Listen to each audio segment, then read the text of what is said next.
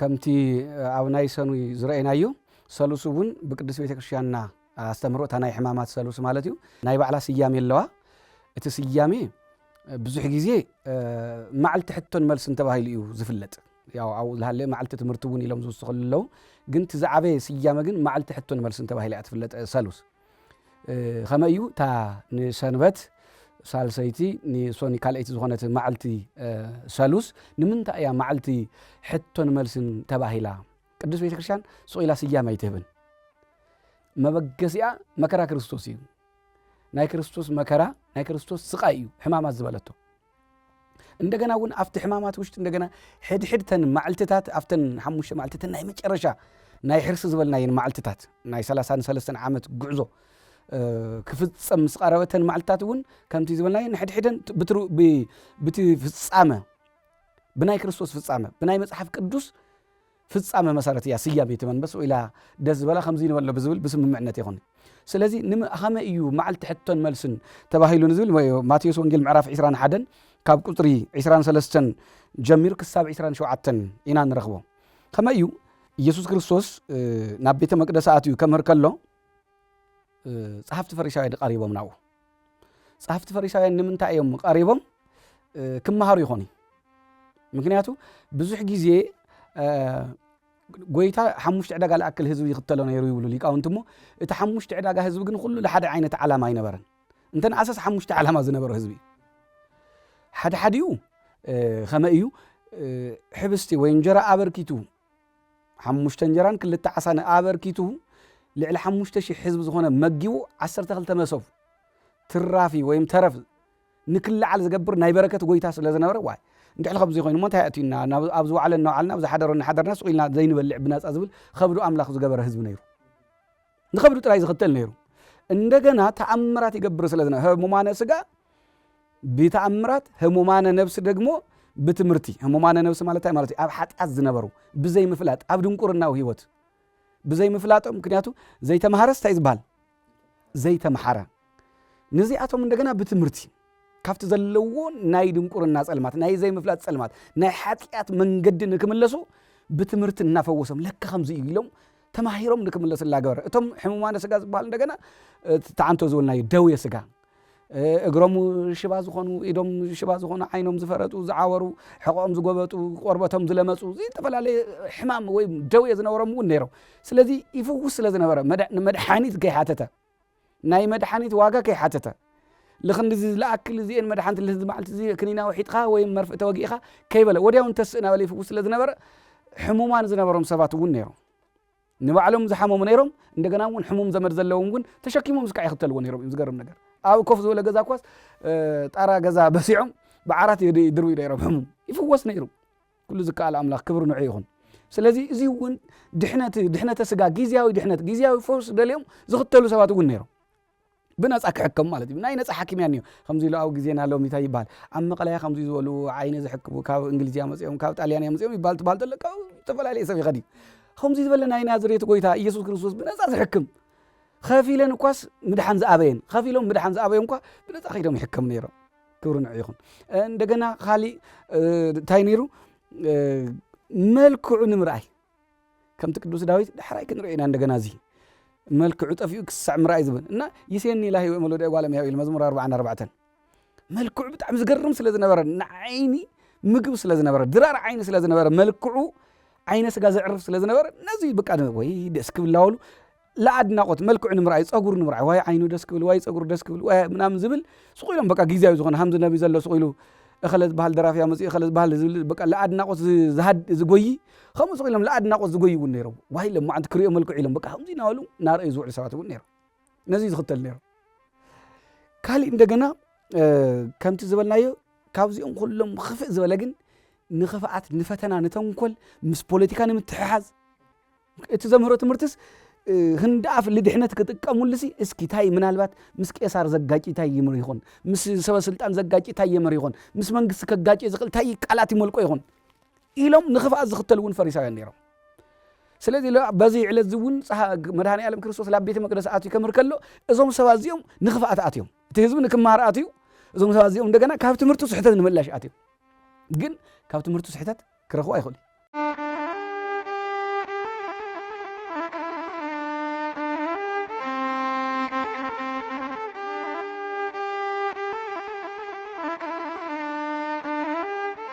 ካብኡ ግን እቲ ዝገብሮ ዝነበረ ልዕሊ ዓቕሞም ምስ ኾኖም ግን ልድሕሪት ተመሊሶም እዮም ሕቲ ሓቲቶም እንታይ ይብሉ በመባሂተ መኑ ትገብር ዘንተ ብመን ስልጣን ኢኻ እዚ ትገብር ዘለኻ እንዲያውም ቅዱስ ያሬድ ለለ በኣይ ስልጣን ትገብር ዘንተ ኢልዎ ለለ ካሊእ ቃል ተጠቂሙ በመባሂተ መኑ ትገብር ዘንተ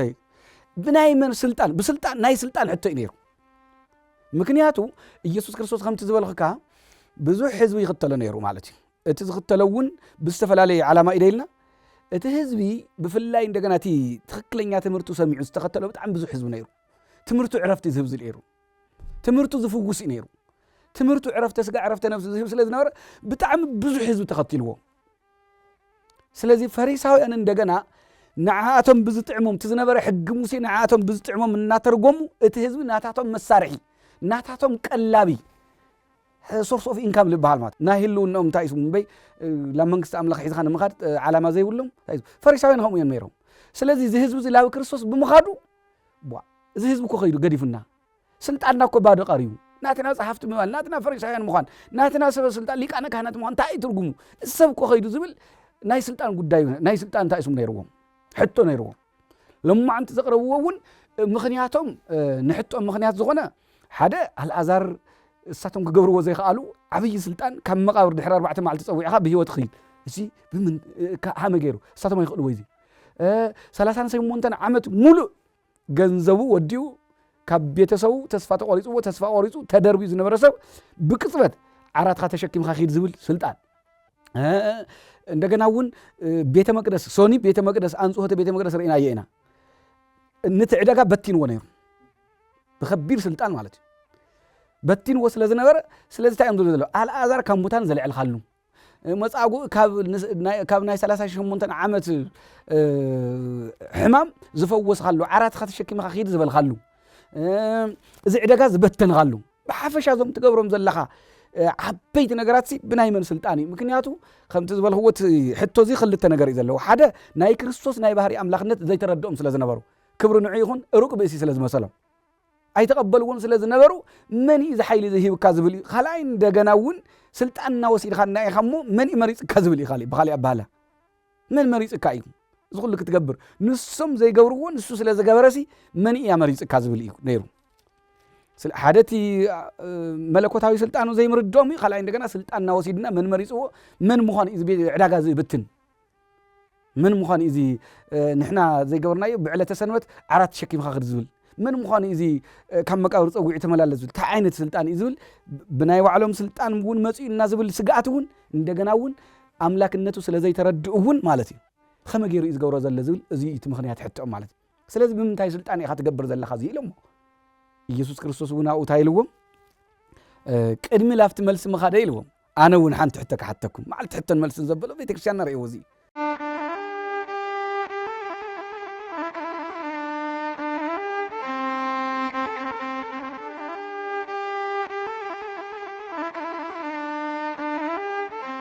ሕቶ ድሓቲቶም ክርስቶስ እንደገና በሉ ኣነ እውን ኣነ እስያለኩም ኣሓተ ቃል ኢልዎም በሉ ኣነ እንደገና ሓንቲ ቃል ክሓተኩም ወይ ሓንቲ ሕቶ ክሓተኩም ናይ ዮሐንስ ጥምቀት ሲኢልዎም ካበ እያ ጥምቀቱ ለዮሐንስ ማይቴ ወእቱ ጥምቀቱ ለዮሐንስ ማይቴ እቲ ናይ ዮሐንስ ጥምቀት ሲ ካበ እያ ካብ ሰማይ ድያ ካብ ምድሪ ኢሉ ሓቲትዎም ካብኡ እንታይ ኢሎሞ እስኪ ክንመኻኸር ዝተፈላለየ መልሲ ልከይንህብ ያው እዚ ሓደ ልቢ እምነት እዩ ብልህነት እዩ ካብ ሰው ኢልካ ብስምዒት ዘይትፈልጦ ነገር ደርጓዕጓዕ ማል እውን ተማኺርካ መልሲ ምሃብለ ጽቡቕ እዩ ዋላ ክፍኣት ውሽጦም ክፍኣት ተነበር እስኪ ንማኸር ቁሩብ ሰዓ ደቂቃ ሃበና ኢሎሞ ተመኻኺሮም እንታይ ንበሎ ኢሎም ካብ ሰማይ እያ እንታይ ኢልና ኢሎም እንታይ ኮይንኩም ዳ ዘይተቐበልኩም ክብለና እዩ ንምንታይ ዳ ዘይተቐበልዎ ካብ ሰማይ ዝመፀ ነገር ንምንታይ ትጠራጠሩ ሰማያዊ ነገር ካህናት ኢና እናበልኩም መራሕቲ ሃይማኖት ኢና እናበልኩም ሕጊ ነኽብር ኢና እናበልኩም ና ሙሴ ሕጊ ነኽብር ኢና እናበልኩም ካብ ሰማይ ዝመፀት እንድሕር ኮይና ሙሴ እኮ ካብ ሰማይ እምፅዋ ስለዚ ንምንታይ ዘይተቐበልኩማ ክብለና እዩ ክሙግተና እዩ እንደገና ካብ ምድሪ እያ እንታይ ኢልና እንደገና ንዮሐንስ ብጣዕሚ ብልዑል ነብይነት ዝቕበሎ ህዝቢ ስለ ዝኾነ ዮሐንስ ዓብይ ነብይ ስለ ዝኾነ ኣብ ልቢ ህዝቢ ዘሎ ዓብይ ነብይ ስለ ዝኾነ እዚ ህዝቢ ክቁጣዕ እዩ ንዮሐንስ ኣናኢስኩምልና ንዮሐንስ ኣትሒትኩም ርኢኹምልና ኢሉ ክቁጣዕና እዩ ስለዚ ኣብ ልዕሌና ሆይሉ ክላዓለ ክዕምፅ ህዝቢ እንታይ ንግበር ኢሎም ኣይንፈልጢን በሎ ኢነኣምር ኣይንፈልጢን በሎ ኢሎም ሓጢር መልሲ ግን ናይ ክፍኣት ብዙሕ ግዜ ክፉእ ሰብ ማለት እዩ قنعنا زي ملس بقنعنا زي حتى سب مغلص زي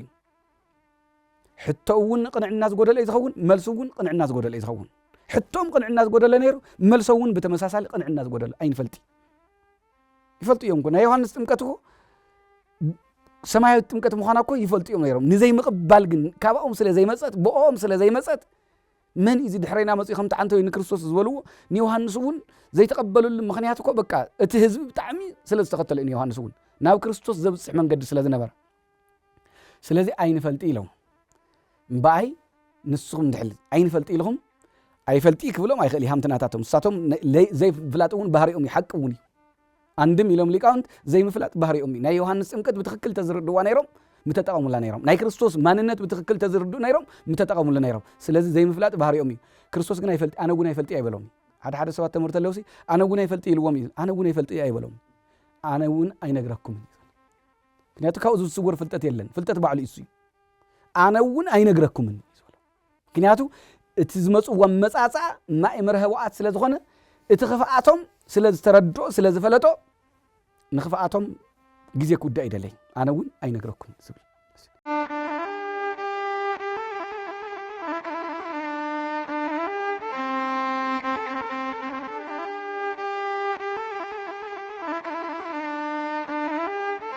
ناي كريستوس حتى بحتى زملسلو اتحدث إليه خفاءاتهم سلاز فلت بقنعنا زي منصوم سلاز فلت ما أمره وقت سلاز خانة بقنعنا مسيون إذا حتى وما كل جزء ملسيه من يوم كريستوس ملسي سأنا له حتى يلا نقول بعلو ملسي كريستوس ملسي بيت كريستيان كواس كريستوس أبو أصل زغنا كريستوس مسراتي كريستوس بعل قويت أصل زغنا بيت كريستيان أيخوني كريستوس أتانا كريستوس بيت كريستيان كواس ملس زي بقول حتى يلا نمسح قدوس نقول ملس اللواي نجر جين كريستوس خمسة زجاورة حدا خفاءاتهم بخفاءات نزمتكم جزيت وديو كردا دليل نزمت أسب بذكر ملس اللي قبل كردو نزمت أسبات لا رد أمتيو بدحري ونا ردي نبزحت بخفاءات نزمتكم جين مخنياتو أمنسي ما ينتفسس خلوتاي أمني جزية خايخة تود ما يخايخة تبخن أب حامد ندحلاف تتخيجن حامد لا بتشك يلوت أمه ويسعر يبكل ويازرت يبكل ويصوات يبكل كوحجن كوحي إذا مستوات زيهم لبون كوح جيرهم سلازمزو أبزياتهم جزية مودة أيدلي سلازي نسخمون كم زي جيرهم بتنقل نزمزو بخفاءات نزمزو حتى بحتى من السلام خذون اللي كاونتنا يبليهم منافق أن بخفاءات تمسو تلو من هالبات بزي مردهم بستسحت من قد تردهم كريستوس زيو تلو بتخكلنيا منافق أنا بزنور الزمن تخكلنيا اللي كاونت ون تخكلنيا من السيبهم يوم نايلهم زلوا منافق أن لا أكمل منفق الناون زوج صحيحوني تخكلنيا حتى ون هيلعلي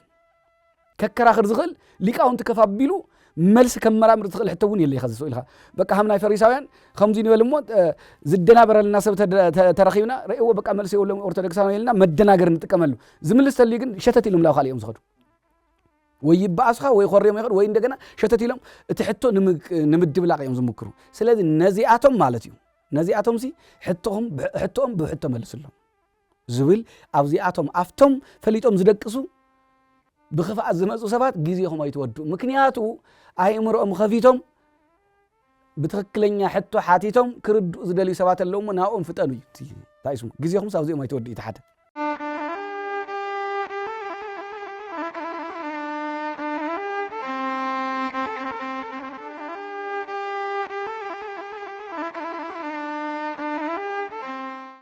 ناي يوحنس تمكت كاف سماي ديا كام مدري كاف سمايا مخنياتو سو قويتاي متصلي لي ناي قويتا منغستي لا استخاخله عم مدر زلا سماويت منغستي لا استخاخله سو انا بماي بتغزيو زلو بماي اوزي كتمقكم يا يزولم ننسا تاي ناي مدلاو طمقتيا مدلاو للا منتايو لاب سماوي طمقت لام منفساوي طمقت لاب سماوي هيوتي ስለዚህ እዚ ማለት ልክ ዕኸዝ ቤተክርስቲያንና ኣብ ምድሪ ኣለለ ግን ስራሓ ግን እንታይ እዩ ሰማያዊ እዩ ናይ ዮሐንስ ኣገልግሎት እዩ ኣብ ምድሪ ይፍጽሞ ነይሩ ግን ሰማያዊ ዓላማ ዝሓዘ እዩ ላብ ሰማያዊ መንግስቲ ምቕራብ እዩ ስለዚህ ታናይ ዮሐንስ ሚሽን ታናይ ዮሐንስ ዕላማ ታናይ ዮሐንስ ጥምቀት ላብ ሰማያዊ መንግስቲ ምእመናን ምቕራብ ስለ ዝኾነት ሰማያዊት እያን ማል ይከኣል ሊቃውንትና እዚኦም ለምህርና ኣብ ምድሪ ዝተፈጸመ ሰማያዊ ኣገልግሎት እዩ ከምቲ ሎሚ ኣብ ምድሪ ዝፍጸም ናይ ቤተክርስቲያን ኣብ ምድሪ ዝፍጸም መንፈሳዊ ኣገልግሎት ሰማያዊ ኣገልግሎት ማለት እዩ ቤተክርስቲያን ካብ ቀደም ካብ ነቢያት ጀሚሩ ኣብ ምድሪ ዝተርፍ ኣገልግሎት የብላን ኣብ ምድሪ ተፈጺሙ ላብ ሰማይ ዘብጽሕ ላብ ሰማይ ዝበጽሕ ኣገልግሎት እዩ ኣገልግሎታ ኣይኾነ ይኸዳ ኣብ ሐዲስ ኪዳን ኣብ ብሉይ ኪዳን ተኾነውን ማለት ስለዚህ ሓደ መልሱ እዚ خالي እንደገና ብናይ መን ስልጣን ኢኻ ትገብር ዘለኻ ዝብል ክርስቶስ ብናይ መን ስልጣን እዩ ዝገብር ነይሩ ዝብል ብናይ ባዕሉ ስልጣን እዩ እሱ ናይ خالي ፈቃድ ዘድልዩ ኣምላኽ ኣይኮነይ ሓደ ይዋን ኣብዚ እውን ክርስቶስ ብልተፈለየ ኣካሉ ስጋ ብምዋሃዱ ካብ ኣብ ካብ መንፈስ ቅዱስ ዝተሓተ ዝመስሎም ሰባት ኣለዉ ኸዝውን መጽሓፍ ቅዱስ በኣግባቡ ዘይተረዱ ከይተረድኦም እናሃለዉ ከም ዝተረድኦም ኣክት ዝገብሩ ወይም ዝንቀሳቐሱ ከይተምሃሩ ዝተምሃሩ ዝመስሉ ጥራሕ በቃ ሸምዲዶም ሒዞም ዝኾነ ጥቕሲ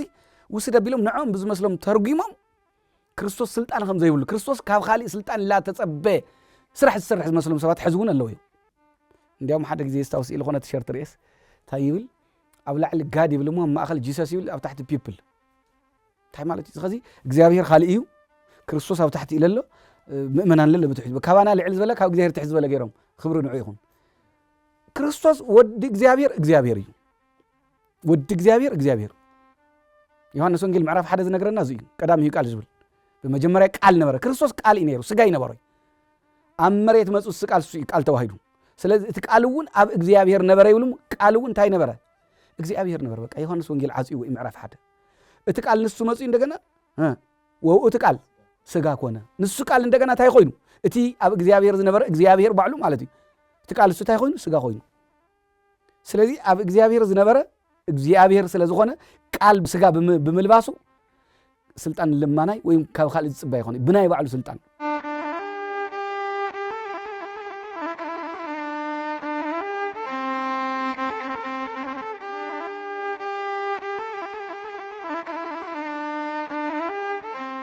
ኣብ خالي ምዕራፍ ቅዱስ ያሬድ ብዝግባ ኣብራህር ይወይ አንትሙ እመኑ በግብሬ እመኑ ለግብሬ ይብል ማለት ብስርሐ እመኑ ንስርሐ እመኑ አነ ስርሐ ይሰራል ካብ خالي ለምነ ካብ ኣብ ለምነ እዩ ካብ መንፈስ ቅዱስ ለምነ እዩ ምክንያቱ ኣብ ወልድ መንፈስ ቅዱስ እንደ አምላክ ስለዝኾኑ ሓደ አምላክ ስለዝኾኑ ሓንቲ ስልጣን ሓንቲ መለኮት ሓንቲ አገዛዝኣ ሓንቲ ፈቃድ ያዘላ ብልተፈልአ አካሉ ቃል ዋላ ስጋ ይዋሃድ ዋላ እኳ መንፈስ ቅዱስ አቢ ብልተፈልአ አካሎም ስጋ አይዋሃዱ ኣብ ናይ ክርስቶስ ህልውና ግን ክርስቶስውን ካብ አብን ካብ መንፈስ ቅዱስን ተፈልዩ ዝነበረሉ ህልውና የብሉን አብን መንፈስ ቅዱስን እውን ካብ ናይ ክርስቶስ ህልውና ተፈልዮም ዝነበረሉ ዘመን የለን ክህልውና ይኽእል ኣብ ብዘይ ወልድ አቦ ዝኾነሉ ዘመን የለን ወልድውን ብዘይ አብ ወልድ ዝኾነሉ ዘመን ውላድ ዝኾነሉ ዘመን የለን መንፈስ ቅዱስን ብዘይ አብን ብዘይ ወልድን ህይወት ዝኾነሉ ዘመን የለን ህይወቶም ንሱ በአብ ልብነት በወልድ ቃልነት በመንፈስ ቅዱስ እስትንፋስነት ሓደ አምላክ ደኾና ይንብል ስለዚህ እዚ ቃል እዚ ስጋ ተዋሂዱ ዘሎ ስለዚህ እዚ ቃል እዚ ንምንታይ ካብ خالي ስልጣን ይጽበይ በቃ ሓንቲ አፈቃዶም ቅዱስ ኤፍሬም ሶርያዊ ታይ ዝበላ ናይ ውዳሴ ማርያም ናይ ሰለስ ውዳሴ ማርያም እስመ በፈቃዱ ወበስምረት አውሁ ወመንፈስ ቅዱስ መጻው አድሃነን ክርስቶስ ኣብ ናይ ድሕነት ስራሕ ዝሰርሖም ብሙሎም ስራሕቲ ብናይ ባዕሉ ፈቃድ ብናይ አቦ ፈቃድ ብናይ መንፈስ ቅዱስ ብናይ ባህሪ ህይወት ፈቃድ ሓንቲ ፈቃድ ስለ ዝኾነት ሰለስተ ፈቃድ አይኹንቲ ሓንቲ ፈቃድ ሓንቲ መለኮት ሓንቲ ስልጣን ስለዚህ ቤተክርስቲያን መልሳ እዚ ብናይ ባዕሉ ስልጣን እዩ እታ ስልጣን ሳግን ናይ መን ስልጣን ናይ አብ ናይ ወልድ ናይ መንፈስ ቅዱስ ስልጣን ያ ወልድ ኢየሱስ ክርስቶስ ማለት خالي አይኹን ወልድ ስለዚህ ብናይ ባዕሉ ስልጣን እዩ ኣብ ትንሳኤ እኮ ታይ ዝበል ወተንሳኤኩ በስልጣን እዚ አይኮ ይዘል ናይ ማንም ኃይሊ አይደለ ኣብ ትንሳኤ ንርኢ ንኾኒና ናይ ማንም ኃይሊ ቀስቃሲ አይደለ ካልኦት ተበገሱ ሰባት ቀስቃሲ ኃይሊ የድልዮም ነይሩ ስጉን ናይ እግዚአብሔር ኃይሊ ንክርስቶስ ግን ቀስቃሲ ኃይሊ የድለ ወድ እግዚአብሔር ስለዝኾነ ማለት ስለዚህ ብናይ ባዕሉ ስልጣን ይትመልሰና ቤተክርስቲያን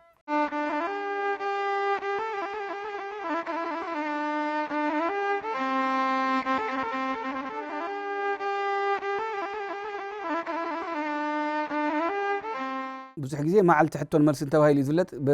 ብኻልኣይ ደረጃ ግን ማዓልቲ ትምህርቲ ይበሃል እዩ ሓደ ክርስቶስ ኣብዚ ማዓልቲ ጥራሕ ይኾነ ዘምሃረ ኩሉ ግዜ የምርኢ ነይሩ ገና ካብ 12 ዓመት ጀሚሩ ቤተ መቅደስ ወይ ምኩራብ ኣትዩ ኣምሂሩ ኩሉ ግዜ የምርኢ ቤተክርስቲያን እውን ከምኡ ማዓልቲ ትምህርቲ ዝተባሃለሉ ግን ምስቲ ናይ ፈሪሳውያን ፍልይ ዝበለ ሕቶን መልስን እዚ ትምህርቲ ትበሃል ተሎ ብዙሕ ግዜ ቤተክርስቲያንና ስብከት ትምህርቲ ትፈላለየ ስብከት ማለት በቃ ሓደ ሰብ ይዛረብ በቃ እመነላ ይተመነላ ተቀበልካ መኻዲ ትምህርቲ ግን እንታይ እዩ ይዛረብ ይሓትት ይምልስ ላ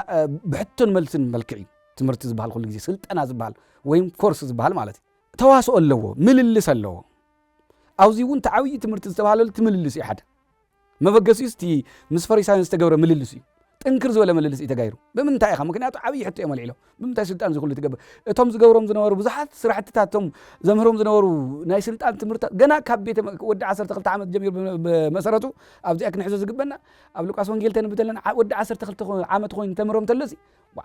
ህፃን እዩ ብኸመይ ዝበለ ስልጣን እዩ ዘምህር ዘሎ ስለዚ ናይ ብዙሕ ግዜ ሕቶኦም እዮም ሓዚ ሓቲቶም እዚ ጉዳይ እዚ እዩ ሓደ እዩ መዓልቲ ትምህርቲ ዘበሎ ሕቶን መልስን ስለ ዘለዎ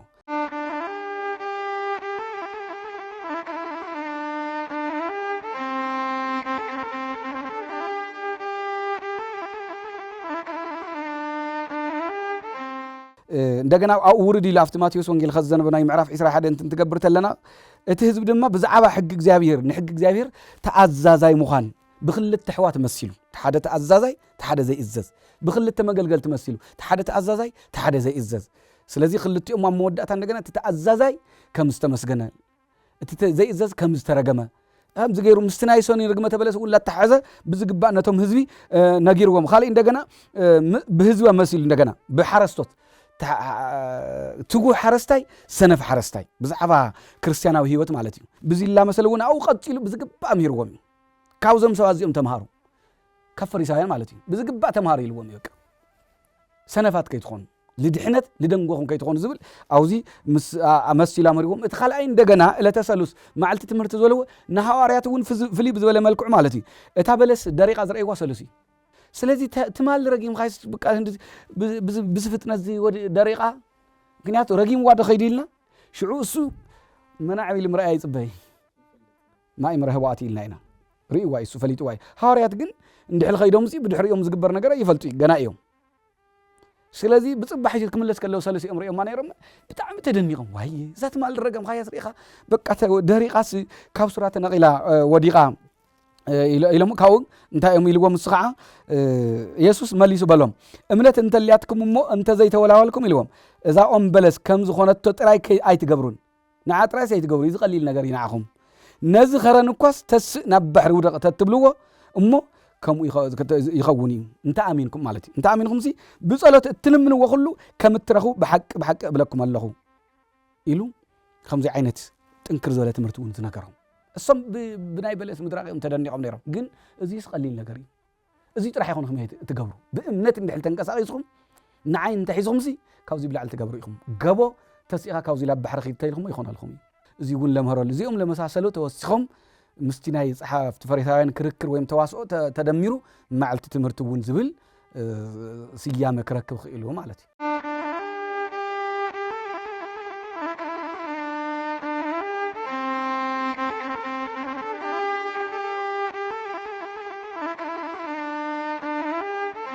صبغ ناب هيوتنا كنملسو كتلنا زناي علته سلوس تمرتي كابناي فريساوين جميرنا كباطقالاي تزلو نيلايو كمتي زبلناي نغويتا زختل زنبره ብዙ ዓላማ ነይሩ ወደይልና ፍርቁ ንምብላዕ ፍርቁ መልክዕ ንምርአይ ፍርቁ ተአምራት ንምርአይ ፍርቁ ግን ፍሊ ዝበሉ እንደገና ካዎም ግን ካፍቶም ሓሙሽተ ህዝብታት ሐቀኛ ትምህርቱ ሰሚዖም ንህይወት ንለውጥ ዝመጽቡ ነይሮም ኢልና ስለዚ ላብ ህይወትና ነምፀየሙ ብዙ ሰብ ምናልባት ሕዝካ ብዙ ኢልካ ዘኽርዕ ይኾነይ ብዝተፈላለየ መንገዲ ካብ ቤተክርስቲያን ይወሰድ ለይመና ብዙ መመና አለ ቤተክርስቲያን ክብረ በዓላት ትርኢተለና ወህረ በዓላት ምልኢል ትርኢተለና ተስፋና ይልምልም ግን ዝህዝብ ብትክክል ቤተክርስቲያን ንምንታይ ዝመጽ ዘሎ ንሕና ቤተክርስቲያን ንምንታይ ኢና ንኽተላ ዘለና ንፈልጦ ዲና ናብ ቤተክርስቲያን ንመጽ ዘለና ሲ ወለድና ክርስቲያን ስለ ዝነበሩ ሲ ወለዱ ክርስቲያን ነይሮምስ እዚ ኻሊ ኮይኑ ወለዱ ቤተክርስቲያን ይኸድ ነይሮምስ እዚ ይኸድ ተብሂሉ ብማሕበረሰብ ዝኾነ ነገር ከይበሃል ሞ ካብ ማሕበረሰብ ወፃ ነፃ ንምዃን ድዩ ንምንታይ ኢና ክርስቶስ ንኽተሎ ዘለና ዝብል ዓርስና ክንምርምር ዝግበአና ምክንያቱ ፈሪሳውያን ውን መማዓልቲ ኣብ ዝወዓለ እናውዓሉ ይከታተልዎ ነይሮም እዮም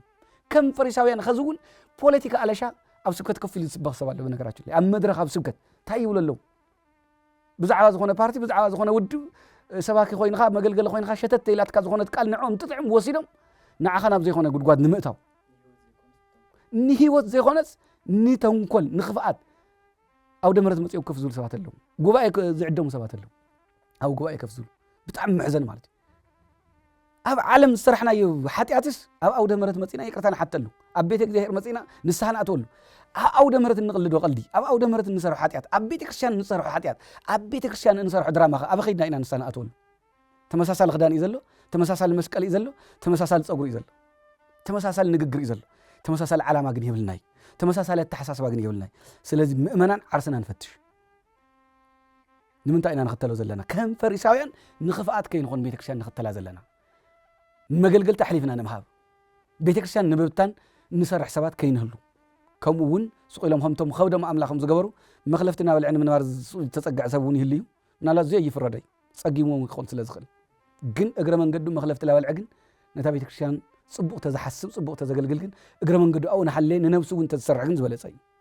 ምስጢራት ቤተክርስትያን ካፈል ኣለኹ ዶ ንድሕነት ድየ ዝጓዓዝ ዘለኹ ብእግረ ስጋ ጥራሕ ድዩ ብእግረ መንፈስ ቤተክርስትያን ዝግስግስ ዘለኹ ዝብል ነገር ዓርስና ንፈትሸሉ ዝሕማማት እውን በዚ እግረ መንገድና እዚ ነገር ዝንፈትሸሉ ጉዳይ ክኾን ክኽእል ኣለዎ እዚ ህይወት እዚ እንፍትሸሉ ሰሙን ክኸውን ይግብኦ ባህላ እዩ ነዚ እውን ኣምላክ ቅዱሳን እግዚኣብሔር ብምሕረቱ ብቸርነቱ ይርዳኣና